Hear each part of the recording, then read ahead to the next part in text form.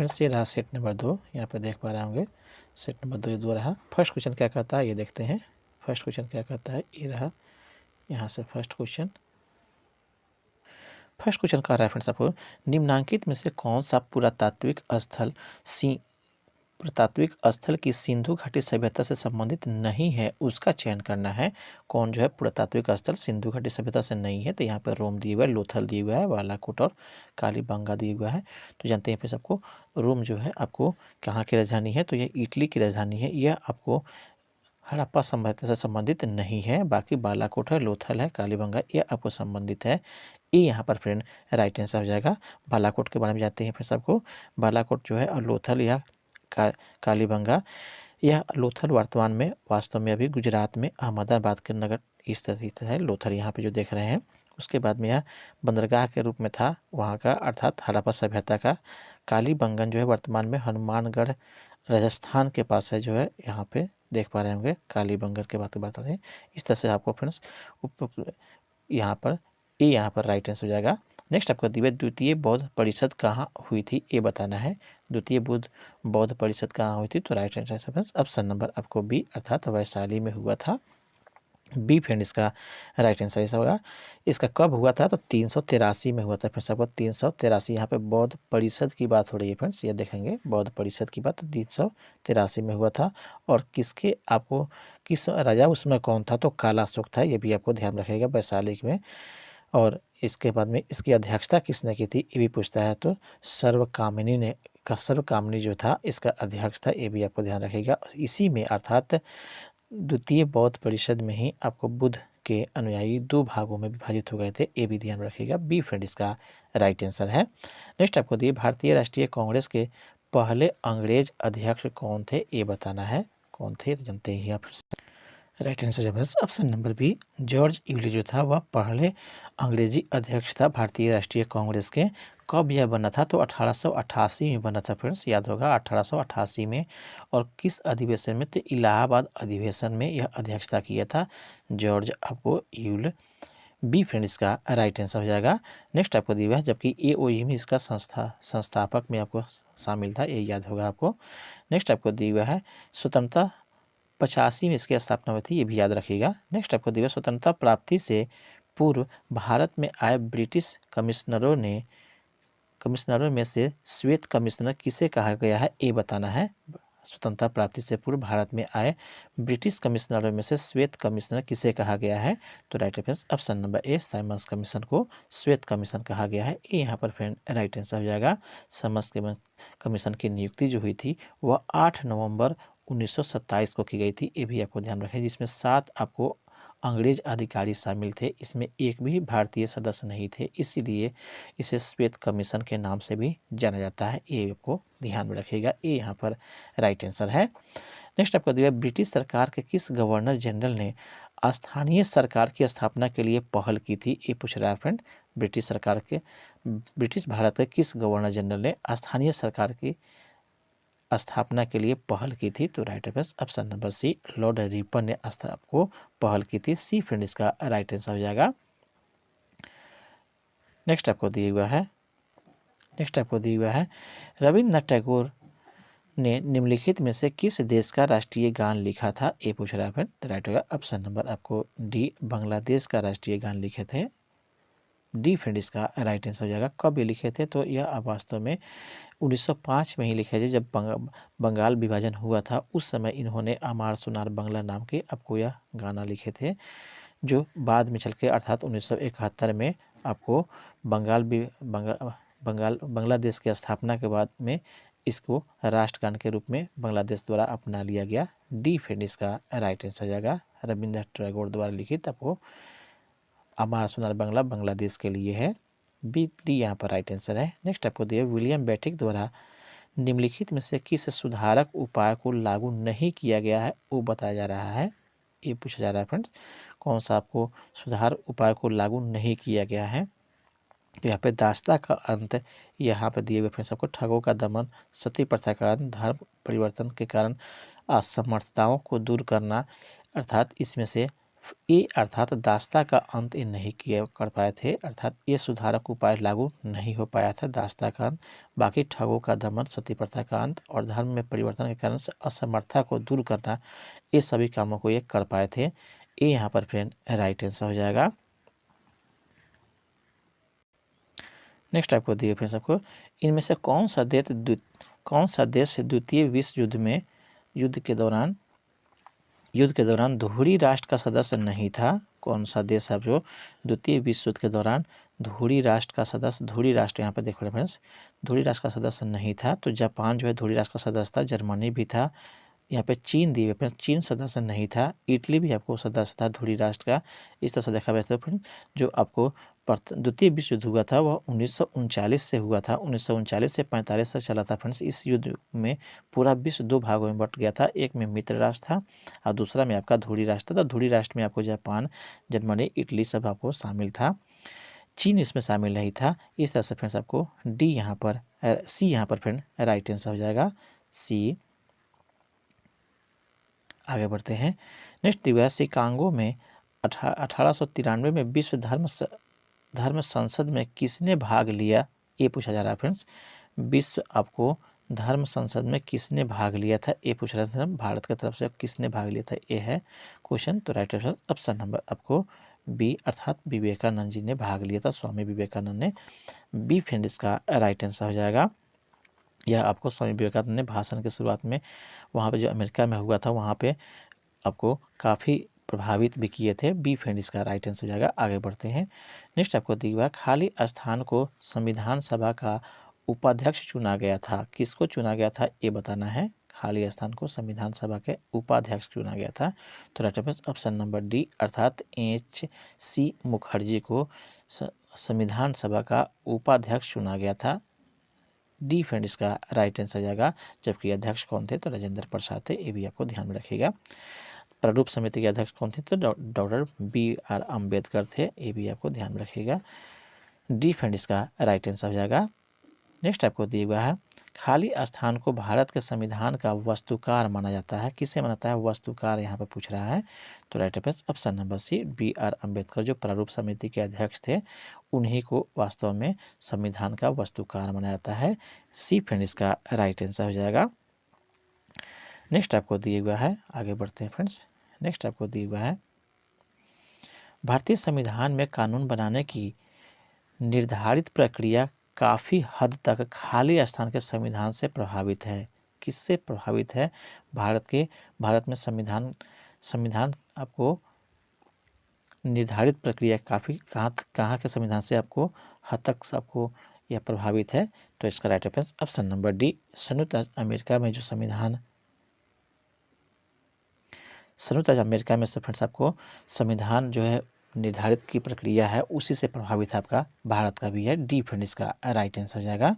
Next आपको दिया है निम्नलिखित में से किसे राज्य के नीति निर्देशक तत्वों की सूची में सम्मिलित नहीं किया गया है, किसे सम्मिलित नहीं किया गया है राज्य के नीति निर्देशक तत्वों में।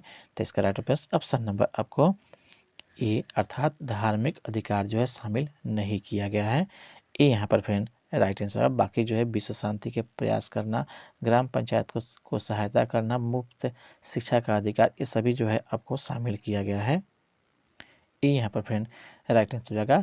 यह भारतीय संविधान में आपको भाग 4 में फ्रेंड्स आपको याद रखेंगे, भाग 4 का यह अंश है नीति निर्देशक तत्व। और यह कहाँ से लिया गया है तो जानते हैं फ्रेंड्स आपको आयरलैंड के संविधान से लिया गया है। भारत में नीति निर्देशक तत्वों को आयरलैंड के संविधान से लिया गया है, ये भी आपको ध्यान में रखेंगे। आगे बढ़ते हैं। निम्नलिखित में से कौन सा भारत में मौलिक अधिकार नहीं है, उसको आपको बताना है। समानता का अधिकार दिया हुआ, काम करने का अधिकार, शिक्षा का अधिकार, धार्मिक स्वतंत्रता का अधिकार, कौन सा अधिकार मौलिक अधिकार में शामिल नहीं है। तो काम करने का अधिकार मौलिक अधिकार में शामिल नहीं है। बी फ्रेंड इसका राइट आंसर हो जाएगा। नेक्स्ट आपको दिए फ्रेंड्स आपको भारत का प्रधानमंत्री बनने के लिए न्यूनतम आयु क्या है, ये पूछा जा रहा है। भारत का प्रधानमंत्री बनने के लिए न्यूनतम आयु पूछा जा रहा है फ्रेंड। तो लोकसभा का सदस्य बनने के लिए जो आयु है वहीं आपको प्रधानमंत्री बनने के लिए right answer option number C अर्थात 25 वर्ष जो है प्रधानमंत्री बनने की न्यूनतम आयु है। सी फ्रेंड इसका राइट आंसर हो जाएगा। नेक्स्ट आगे बढ़ते हैं। लोकसभा का प्रथम अधिवेशन किस वर्ष आयोजित हुआ था, ये पूछ रहा है फ्रेंड। लोकसभा का प्रथम अधिवेशन किस वर्ष आयोजित किया गया था, तो right answer option number D अर्थात 1952 में आपको अधिवेशन किया। लोकसभा का प्रथम अधिवेशन हुआ था 1952 में। डी फ्रेंड इसका राइट आंसर है 17 अप्रैल, याद रखेंगे 17 अप्रैल 1952 को यह प्रथम लोकसभा अधिवेशन हुआ था, जो इसमें कांग्रेस पार्टी ने आपको बहुमत से अपनी सरकार बनाई थी और पूरे 5 साल इसने अपना शासन व्यवस्था चलाया था। सबसे अधिक सीट से जीतने वाला भी कांग्रेस था। कम्युनिस्ट पार्टी को इसमें आपको 12 सीटें मिली थी। आगे बढ़ते हैं। नगर निगम का अध्यक्ष कौन होता है, ये बताना है। नगर निगम का अध्यक्ष, तो राइट आंसर ऑप्शन नंबर ए महापौर जो होते हैं वह नगर निगम का अध्यक्ष होते हैं। ये यहाँ पर फ्रेंड राइट आंसर हो जाएगा। नेक्स्ट दिया, पहली महिला लोकसभा अध्यक्ष कौन थी, ये पूछा जा रहा है। पहली महिला लोकसभा अध्यक्ष, तो राइट होगा ऑप्शन नंबर आपको डी मीरा कुमार जो थी वह पहली महिला लोकसभा अध्यक्ष बनी थी कांग्रेस सरकार में। डी फ्रेंड इसका राइट आंसर हो जाएगा। यह आपको 4 जून 2009 से 16 मई 2014 तक लोकसभा अध्यक्ष रही थी। सी डी फ्रेंड इसका राइट आंसर हो जाएगा। भारतीय संविधान में वह संशोधन जिनसे मतदाता आयु को 21 से 18 वर्ष घटाकर कर दिया गया, किस संविधान संशोधन के तहत मतदाता की आयु 21 से 18 वर्ष कर दिया गया, ये पूछा जा रहा है। तो right answer option number A 61वें संविधान संशोधन जो आपको हुआ था उसके तहत आपको 21 वर्ष तक की आयु को 18 वर्ष कर दिया मतदान करने की आयु, ये यहाँ पर राइट आंसर हो जाएगा। नेक्स्ट आगे बढ़ते हैं। अपनी धुरी पर पृथ्वी के घूर्णन की दिशा कैसी है, ये बताना है। अपनी धुरी पर पृथ्वी के घूर्णन की दिशा कैसी है, ये बताना है। तो right answer option number B पश्चिम से पूरब की ओर होती है धुरी पर। बी फ्रेंड इसका राइट आंसर हो जाएगा। पश्चिम से पूरब की ओर धुरी पर हमेशा घूमते रहता है पृथ्वी। बी फ्रेंड इसका राइट आंसर हो जाएगा। दिन और रात जो है दैनिक गति से होता है, ये भी आपको याद रखेंगे। नेक्स्ट आपको दिया हुआ है आगे। नेक्स्ट आपको दिया हुआ है प्योंगयांग किस देश की राजधानी है, ये बताना है। प्योंगयांग, तो right answer option number D उत्तर कोरिया की राजधानी आपको प्योंगयांग है। डी फ्रेंड इसका राइट आंसर आएगा। जबकि मंगोलिया की राजधानी जो है आपको उलन बटोरा होता है, ये भी आपको याद रखिएगा मंगोलिया का। डी फ्रेंड इसका राइट आंसर आएगा। नेक्स्ट आपको दिया है वायुमंडल की ओजोन परत निम्न में से मुख्यतः किसके द्वारा नष्ट हो रही है, ये बताना है।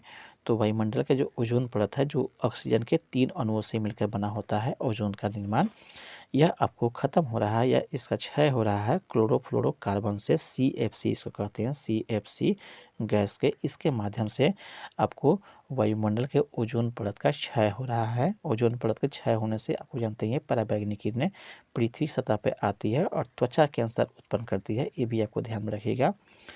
त्वचा कैंसर और एक मोतियाबिंद होता है, 2 बीमारी आपको अधिकांशतः होता है अगर ओजोन परत नष्ट हो जाए और ओजोन छिद्र से आने वाले पराबैंगनी किरणों से ये आपको घातक रोग होते हैं। बी फ्रेंड इसका राइट आंसर है।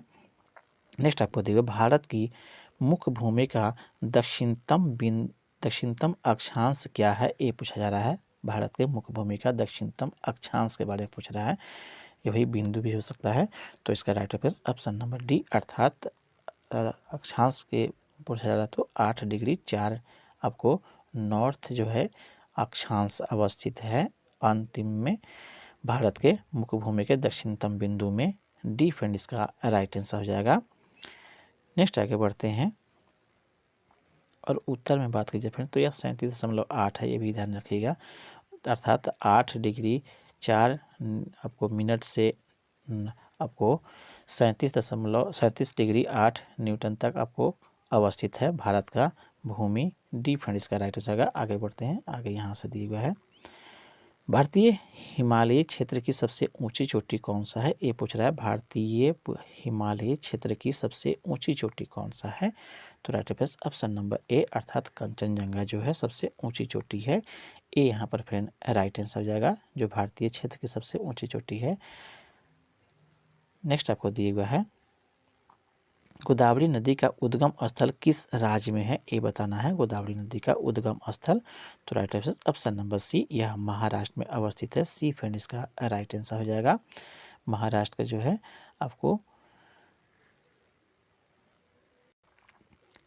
नेक्स्ट आपको दिया हुआ है, कृष्णा नदी जल विवाद से संबंधित राज्य कौन सा है, ये बता रहा है। कृष्णा नदी जल विवाद से संबंधित राज्य कौन सा है, तो right answer option number C, Maharashtra, Andhra Pradesh और कर्नाटक के बीच में यह आपको कृष्णा नदी के जल विवाद हैं। सी फ्रेंड इसका राइट आंसर होगा। इन्हीं आपको राज्यों से होकर के इसकी नदियाँ बहती भी है, इसलिए सी फ्रेंड इसका राइट आंसर हो जाएगा। आगे बढ़ते हैं।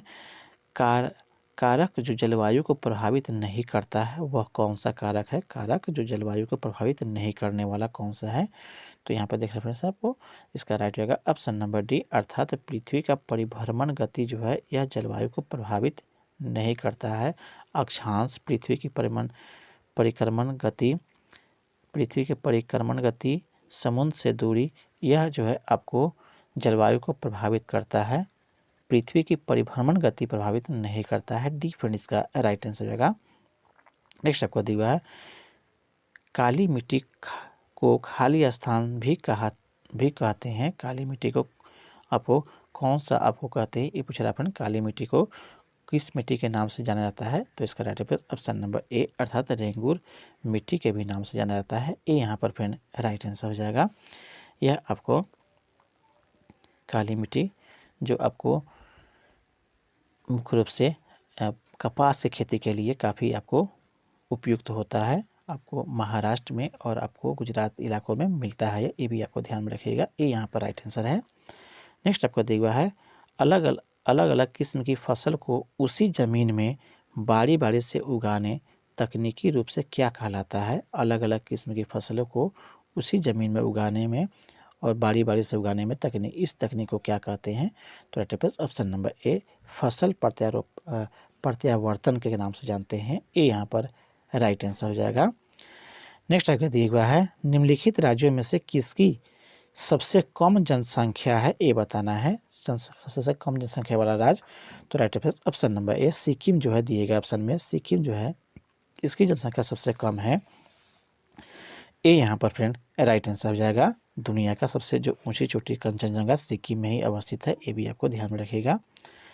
नेक्स्ट आपको दिया गया है, किस अर्थशास्त्री के अनुसार अर्थशास्त्र मनुष्य के भौतिक कल्याण का अध्ययन है। किस अर्थशास्त्री के अनुसार ये पूछा जा रहा है, तो right answer option number C, Adam Smith के अनुसार से यह आपको अर्थशास्त्र जो है मनुष्य के भौतिक कल्याण का अध्ययन है। सी फ्रेंड इसका राइट आंसर हो जाएगा। नेक्स्ट आपको विशिष्ट अर्थशास्त्र का संबंध है। विशिष्ट अर्थशास्त्र का संबंध किससे है, ये बताना है।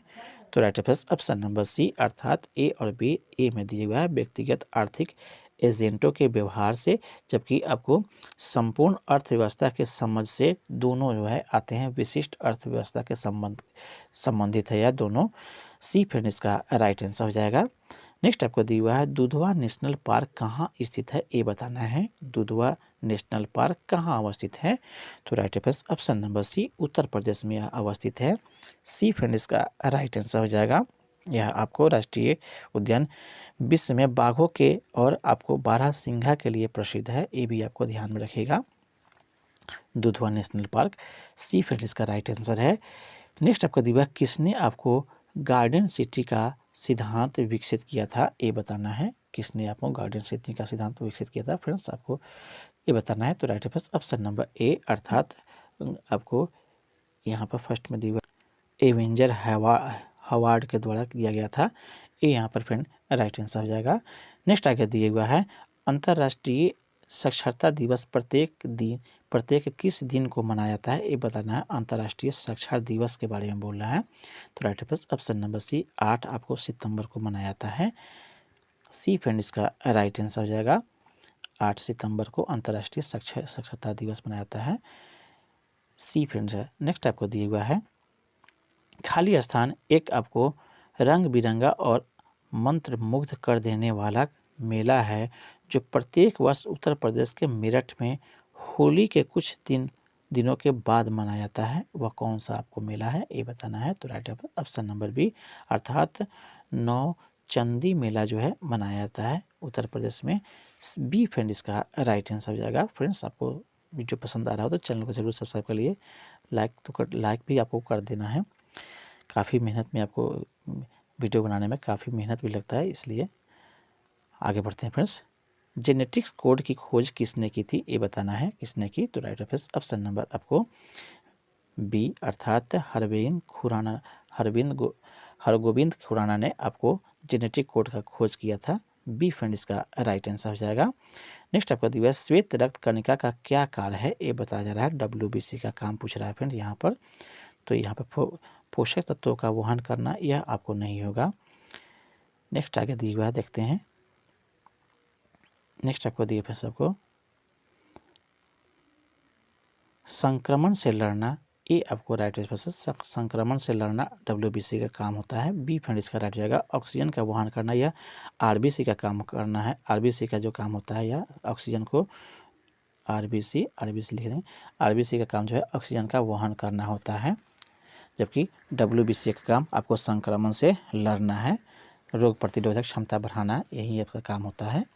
आगे बढ़ते हैं। पौधे में पानी और पोषक तत्वों की परिवहन के लिए संवहनी खाली स्थान ऊतक को कहा जाता है। कौन सा आपको पानी और पोषक तत्वों का वहन करने वाला है, जाइलम या फ्लोएम, ये पूछा जा रहा है। तो राइट ऑप्शन नंबर आपको सी जाइलम ऊतक जो होते हैं जड़ से जल और खनिज लवण को ऊपर की ओर अर्थात परोह की ओर ले जाते हैं। पत्तियों में बने भोजन को फ्लोएम के द्वारा ऊपर से नीचे या सभी दिशाओं में ले आया जाता है, ये भी आपको ध्यान में रखिएगा। जाइलम आपको जल और पोषक तत्वों को ले जाने वाला आपको बंडल है तत्वों के। सी फ्रेंड इसका राइट आंसर है। अम्लीय जठर रस किसके द्वारा स्रावित होता है, ये पूछ रहा है फ्रेंड्स। अम्लीय जठर रस किसके द्वारा, तो इसका राइट आंसर ऑप्शन नंबर आपको डी, अमाशय में आपको जठरस, अम्लीय जठरस आपको स्रावित होते हैं। अम्लीय जठरस में HCl की मात्रा होती है, ये भी आपको ध्यान में रखिएगा। हाइड्रोक्लोरिक अम्ल की मात्रा होती है। प्रत्येक 24 घंटे में मनुष्य का शरीर से 3 लीटर आपको जठरस निकलता है, जो पाचक में सहायता करता है, पाचन क्रिया में। सी फ्रेंड इसका राइट आंसर हो जाएगा। अमाशय के जो इस तरह से अमाशय का जो आपको वातावरण होता है वह अम्लीय होता है, जबकि आपको छोटी आंत का वातावरण क्षारीय होता है, ये भी आपको ध्यान में रखिएगा। नेक्स्ट आपका दिवस श्वेत रक्त कणिका का क्या कार्य है, ये बताना है। श्वेत रक्त कणिका का क्या कार्य है, तो यहाँ पे पहले ही लोग चर्चा किए हैं फ्रेंड्स। तो इसका राइट आंसर ऑप्शन नंबर आपको बी हो जाएगा, अर्थात संक्रमण से लड़ना इसका मुख्य काम होता है। फिर से रिपीट कर दिया क्वेश्चन को। नेक्स्ट आपको बढ़ते हैं। प्रत्येक वृक्क किन लाखों छोटी नलिकाओं से बना है, ये बताना है। वृक्क का निर्माण किन छोटी नलिकाओं से हुआ, तो जानते हैं वृक्क में कौन क्या रहता है, तो वृक्क में फिर आपको नेफ्रॉन रहता है, अर्थात वृक्काणु रहता है। डी फ्रेंड इसका राइट आंसर हो जाएगा, अर्थात इसी से वृक्काणु या नेफ्रॉन से मिल करके, छोटी नलिकाओं से मिल करके एक वृक्क का निर्माण होता है।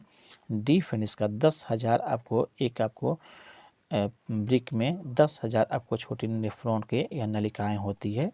आगे बढ़ते हैं। डी यहाँ पर राइट आंसर था। नेक्स्ट आपको घेघा खाली स्थान की कमी से होता है। घेघा रोग किसके कमी से होती है, जानते ही हैं फिर आपको आयोडीन के कमी से आपको घेघा रोग होता है। बी फ्रेंड इसका राइट आंसर हो जाएगा। नेक्स्ट आपको दिया हुआ है। मानव शरीर का कौन सा अंग इंसुलिन पैदा करता है, मानव शरीर का कौन सा अंग इंसुलिन पैदा करता है, ये बताना है। तो right answer option number B, अग्न्याशय जो है इंसुलिन पैदा करता है या उत्पन्न करता है, कह सकते हैं। बी फ्रेंड इसका राइट आंसर हो जाएगा। आगे बढ़ते हैं।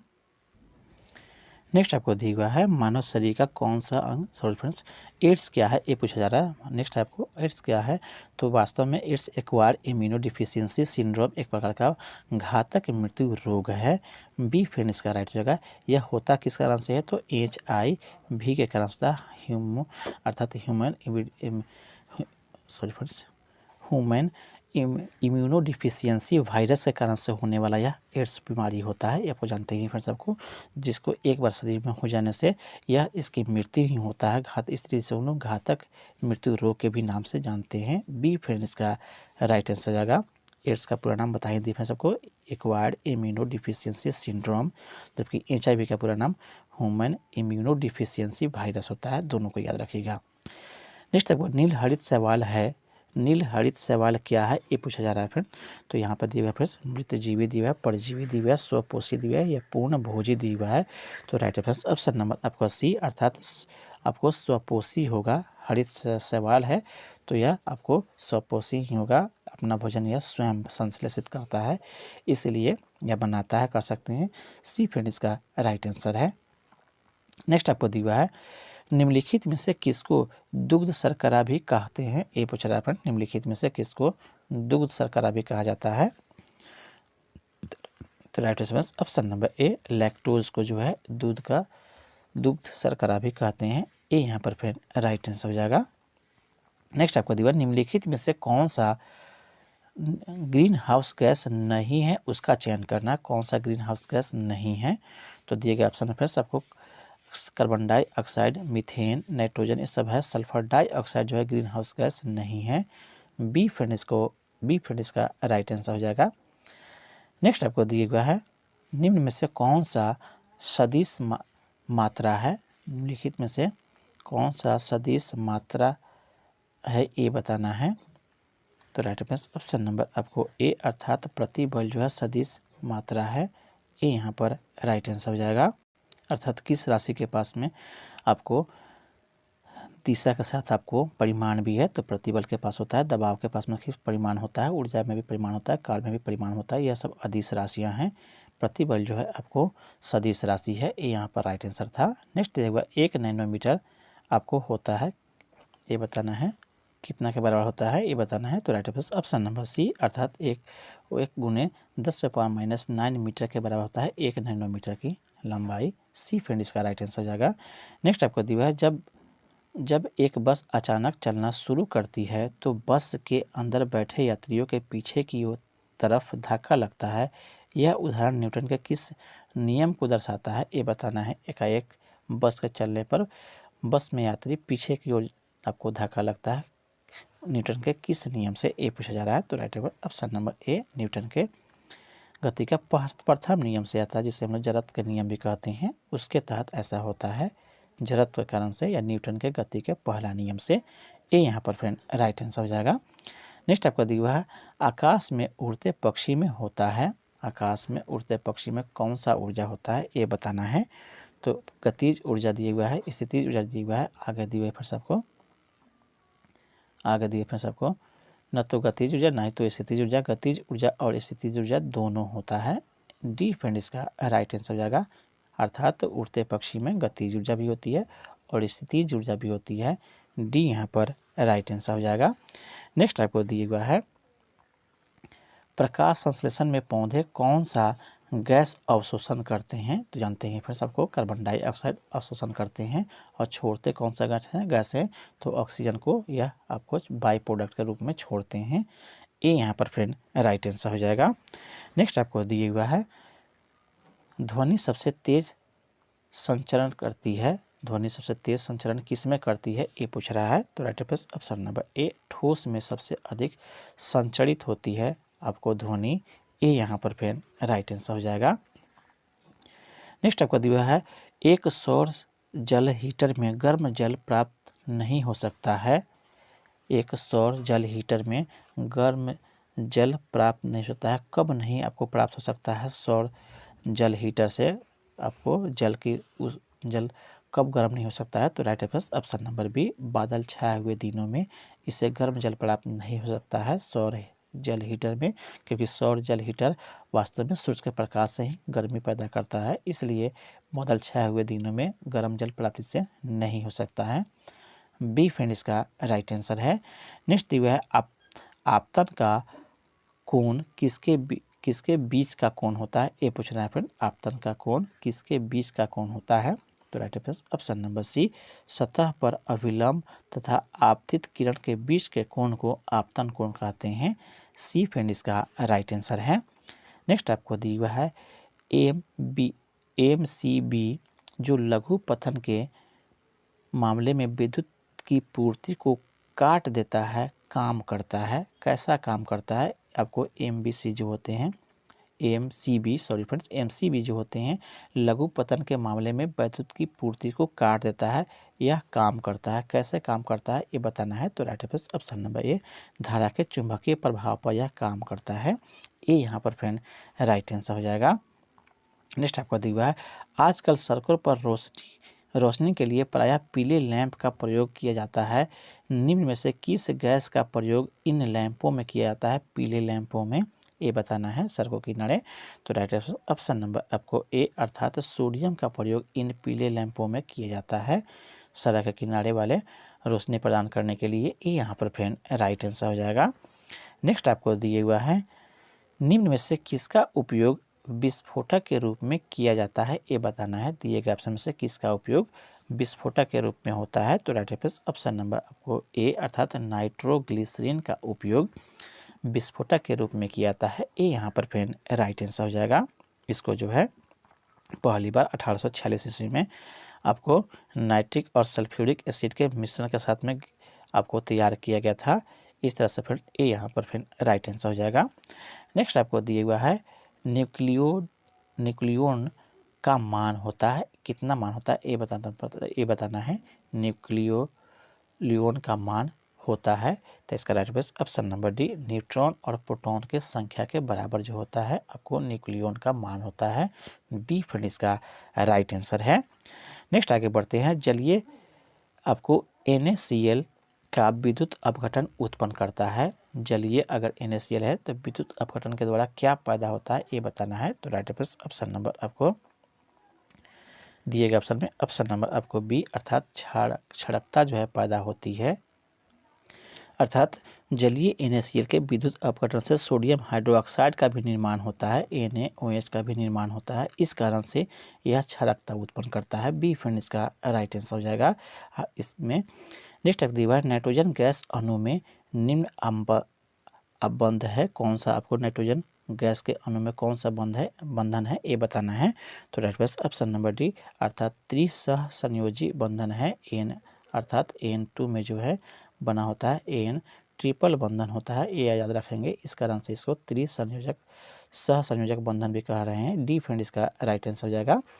नेक्स्ट आपको दिया, मैग्नीशियम रिबन एक चमकदार सफ़ेद लौ के साथ जलता है और सफ़ेद पाउडर में परिवर्तित होता है। इस सफ़ेद पाउडर का रासायनिक नाम क्या है ये बताना है। मैग्नीशियम रिबन के चमकदार सफ़ेद लौ के साथ जब जलता है तो सफ़ेद पाउडर में यह परिवर्तित होता है, उसका नाम पूछा जा रहा है। तो राइट ऑप्शन नंबर आपको बी अर्थात मैग्नीशियम ऑक्साइड में, अर्थात मैग्नीशियम जो है ऑक्सीजन से अभिक्रिया करके मैग्नीशियम ऑक्साइड बनाता है, वहीं आपको शेष के रूप में बचता है। बी फ्रेंड इसका राइट आंसर हो जाएगा। नेक्स्ट आपको दिया है, MgO इसका सूत्र हो जाता है। ऑक्सीकरण के लिए कौन सा प्रक्रम सही है ये बताना है। कौन सा प्रक्रिया आपको ऑक्सीकरण के लिए सही है? तो राइट ऑप्शन नंबर डी अर्थात विद्युत धनी तत्वों का निकलना ही आपको ऑक्सीकरण प्रक्रम का सही आपको तरीका यहाँ पर बताया जा रहा है। डी फ्रेंड इसका राइट आंसर हो जाएगा। अर्थात ऑक्सीजन का जुड़ना, हाइड्रोजन का निकलना, इलेक्ट्रॉन का निकलना, ऑक्सीकरण संख्या में वृद्धि तथा विद्युत धनी तत्वों की निकलना भी आपको कहलाता है ऑक्सीकरण में। डी फ्रेंड इसका राइट आंसर हो जाएगा।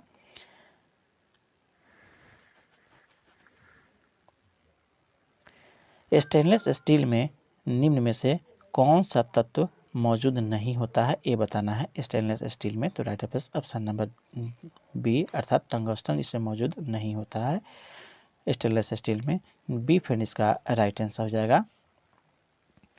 नेक्स्ट आपको दिया हुआ है, आगे बढ़ते हैं। नेक्स्ट आपको दिया हुआ है, नाभिकीय रिएक्टर में कौन सा ऊर्जा उत्पन्न होती है ये बताना है। नाभिकीय रिएक्टर से कौन सी ऊर्जा उत्पन्न होती है? तो नाभिकीय ऊर्जा उत्पन्न होती है, ये यहाँ पर राइट आंसर हो जाएगा। इसे आप जो जिसमें कन्वर्ट कर, चाहे विद्युत ऊर्जा में चाहे किसी भी उसमें आप कन्वर्ट कर सकते हैं, तो ये यहाँ पर राइट आंसर हो जाएगा। नेक्स्ट आपको दिया हुआ है, बिहार राज्य की सीमाएं घिरी हुई है। बिहार राज्य की सीमाएं किससे घिरी हुई है ये बताना है। तो 3 राज्यों से इसकी सीमाएं घिरी हुई है, ये यहाँ पर फ्रेंड राइट आंसर होगा, जिसमें उत्तर प्रदेश है और जो कि पश्चिम की तरफ से है, और दक्षिण की तरफ से आपको झारखंड है, और पूरब की तरफ से पश्चिम बंगाल है। इस तरह से 3 राज्यों से यह घिरा हुआ है। नेक्स्ट दिया है बिहार के किस कृषि जलवायु क्षेत्र में सबसे अधिक जिले हैं, ये बताना है। तो राइट आंसर ऑप्शन नंबर आपको बी, उत्तर पश्चिम में आपको उत्तर पश्चिम में आपको कृषि जलवायु क्षेत्र में सबसे अधिक जिले शामिल है। बी फ्रेंड इसका राइट आंसर हो जाएगा। नेक्स्ट आपको दिया है बीपीसीएल ने उत्सर्जन को कम करने के लिए किस वर्ष तक अपने शुद्ध शून्य लक्ष्यों को प्राप्त करने के लिए डीजल एथेनॉल मिश्रण विकसित किया है, ये बताना है। बीपीसीएल ने जो सार्वजनिक क्षेत्र के आपको तेल विपणन कंपनी है, ये भी आपको याद रखेगा, कब तक यह किया है। तो राइट आंसर ऑप्शन नंबर आपको डी 19 अर्थात 2040 तक इसने लक्ष्य रखा है। डी फ्रेंड इसका राइट आंसर है। नेक्स्ट आपको दिया बांद्रा आपको वर्सोवा समुद्र पुल का नाम खाली स्थान के नाम पर रखा जाएगा, किसके नाम पर रखा जाएगा, ये बताना है। तो right answer option number B अर्थात वीर सावरकर के नाम पर रखा जाएगा। बी फ्रेंड इसका राइट आंसर हो जाएगा। नेक्स्ट आपको दिया दिल्ली सल्तनत का सबसे बड़ा विस्तार किसके शासनकाल में देखा गया, ये बताना है। दिल्ली सल्तनत का सबसे बड़ा विस्तार, तो right answer option number A Mohammad bin Tughlaq के आपके शासनकाल में देखा गया था, ये यहाँ पर फ्रेंड राइट आंसर हो जाएगा।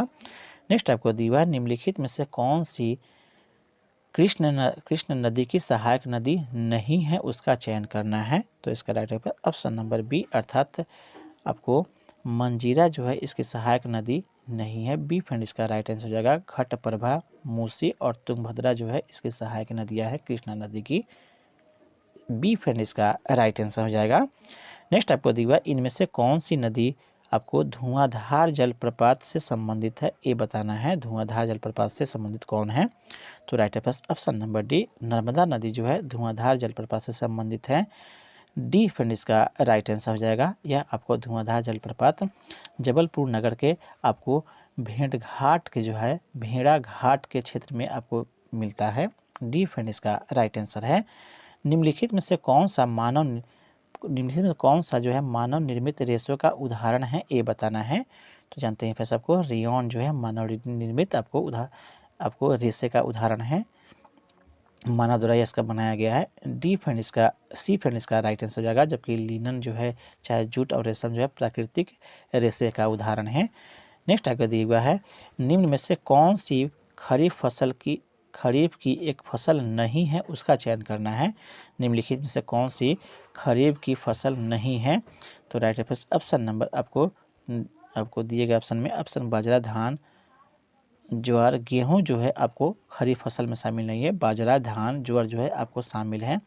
डी फ्रेंड इसका राइट आंसर हो जाएगा। नेक्स्ट आपको दिया है राजा राम मोहन राय के विचारों के प्रचार प्रसार के लिए तत्वबोधिनी सभा की स्थापना इनमें से किसने की थी, ये बताना है। तत्वबोधिनी सभा की स्थापना किसके द्वारा हुआ था, तो ये बताना है।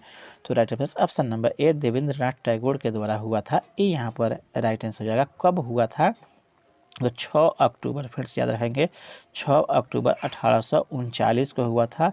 और कहाँ हुआ था, तो कलकत्ता में हुआ था, ये आपको ध्यान में रखेंगे।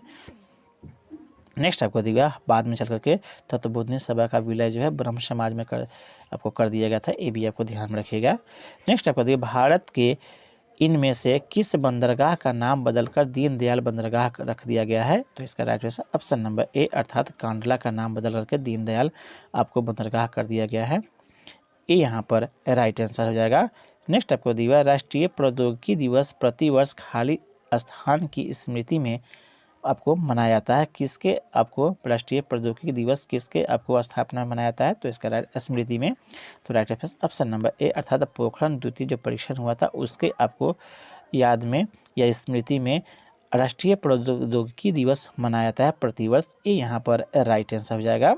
नेक्स्ट आपको दिया हुआ है भारत सरकार ने राष्ट्रीय किसान नीति एनपीएफ की मंजूरी कब प्रदान की थी, ये बताना है। तो राइट आंसर ऑप्शन नंबर ए 2007 में किए थे, ये यहाँ पर राइट आंसर हो जाएगा।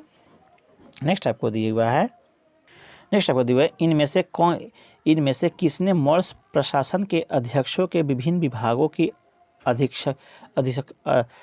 अधीक्षकों के रूप में उल्लेखित किया था, यह किसने किया था, ये पूछ रहा है। राइट होगा ऑप्शन नंबर ए अर्थात कौटिल्य ने मौर्य प्रशासन के अध्यक्षों को विभिन्न विभागों के अधीक्षकों के रूप में उल्लेखित किया था। ये यहाँ पर फ्रेंड राइट आंसर हो जाएगा।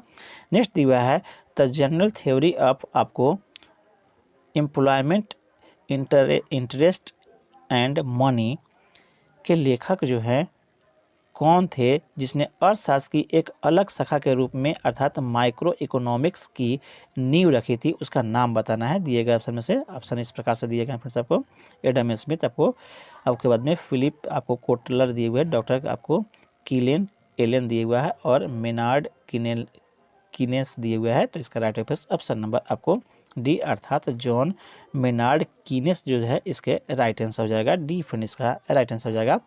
नेक्स्ट आपको दिया हुआ है महात्मा गांधी ने किस अधिनियम के विरोध में लोगों से 6 अप्रैल 1919 को एक दिन के लिए अहिंसक विरोध जो है दर्शाने की कहा था, किस आपको अधिनियम का? तो right option number C Rowlatt act के विरोध में इन्होंने ऐसा कहा था। सी फ्रेंड इसका राइट आंसर हो जाएगा। नेक्स्ट आपको दिया हुआ है किस संविधान संशोधन को मिनी संविधान संशोधन भी के नाम से जाना जाता है, जिसके तहत स्वर्ण सिंह समिति की सिफारिश को लागू किया गया था। तो राइट ऑप्शन नंबर ए अर्थात 42वें संविधान संशोधन को मिनी संविधान संशोधन के नाम से जानते हैं, जिसमें स्वर्ण सिंह समिति की सिफारिश को लागू किया गया था। ये यहाँ पर फिर राइट आंसर हो जाएगा। नेक्स्ट आगे दिया हुआ है 5 मार्च 2019 को शुरू हुए प्रधानमंत्री श्रम योगी मान धन योजना का लक्ष्य किससे लाभान्वित करना था, ये बताना है। तो राइट ऑप्शन नंबर ए असंगठित क्षेत्रों के श्रमिकों को लाभान्वित करना था। ये यहाँ पर फिर राइट आंसर हो जाएगा। आगे बढ़ते हैं। नेक्स्ट आपको दिया हुआ है भारत के चौथे राष्ट्रपति कौन थे, ये बताना है। तो राइट ऑप्शन नंबर बी अर्थात वराहगिरी वेंकट गिरी जो थे अर्थात वीवी गिरी जिसको हम लोग कहते हैं, वे आपको चौथे राष्ट्रपति थे। बी फ्रेंड इसका राइट आंसर होगा। इनका जो है कार्यवाहक राष्ट्रपति भी रहे थे 1975 में। फ्रेंड्स इस तरह से यह सेट कंप्लीट होता है। आई होप मेरा प्रयास अच्छा लगा हो तो कृपया चैनल को सब्सक्राइब कर ले। साथ ही इसका जितना भी आपको क्वेश्चन मैथ और रीजनिंग के दिए गए सब सोल्यूशन सहित हमको PDF आपको डाल देंगे टेलीग्राम चैनल से, वहां से आप देख सकते हैं इसको। इस तरह से मेरा यह आपको सेट कंप्लीट होता है। मेरा प्रयास अच्छा लग रहा होगा तो कृपया चैनल को